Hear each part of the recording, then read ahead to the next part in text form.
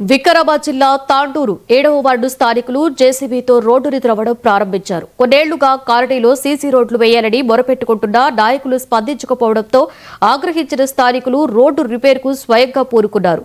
విషయం తెలుసుకున్న Tandur municipal commissioner Yadagiri, Congress నాయకులు నరసింహులు ఘటనా స్థలానికి చేరుకుని స్థానికులకు నచ్చజెప్పారు. తాండూరు ఎమ్మెల్యే మనోహర్ రెడ్డికి సమస్యను ఫోన్లో తెలిపి రోడ్డు వేయించాలని కోరారు.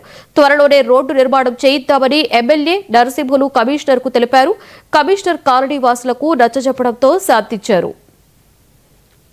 आज हम ये रोड के ताल्लुक से 6 महीने से हमारा टेंडर पास होकर रोड का काम नहीं हो रहा था।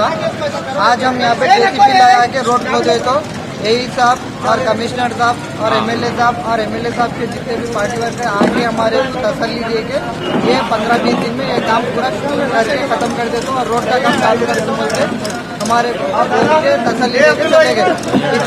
इंजीनियर साहब भी बोले, इंजीनियर साहब आके पूरा सब सर्वे करके तयन करके हमारे छोड़ दियो। बोले ये धरना विरना करने वाले थे, नको करो, हम रोड का काम जल्द से जल्द करके दे तुम बोल के हमारे तसल्ली दिए। हम उनका शुक्रिया अदा करते, जल्द से जल्द हमारे रोड का काम चालू करा दिए। तो बस ये रोड का ऐसा है ना, आपको प्रॉब्लम क्या हो रहा था?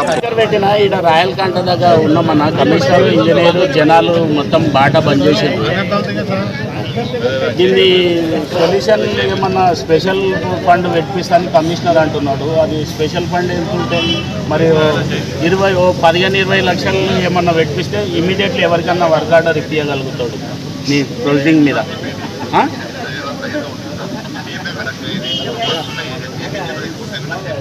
అవన్నా మీరు ఇస్తామంటే హర్షవర్ధన్ రెడ్డికి చెప్పండి, ఆర్ఎంబి. ఇప్పుడు సీసీ రోడ్డు ఇది మనం 6 రోజులు అయిపోతుంది అన్న వీళ్ళకు.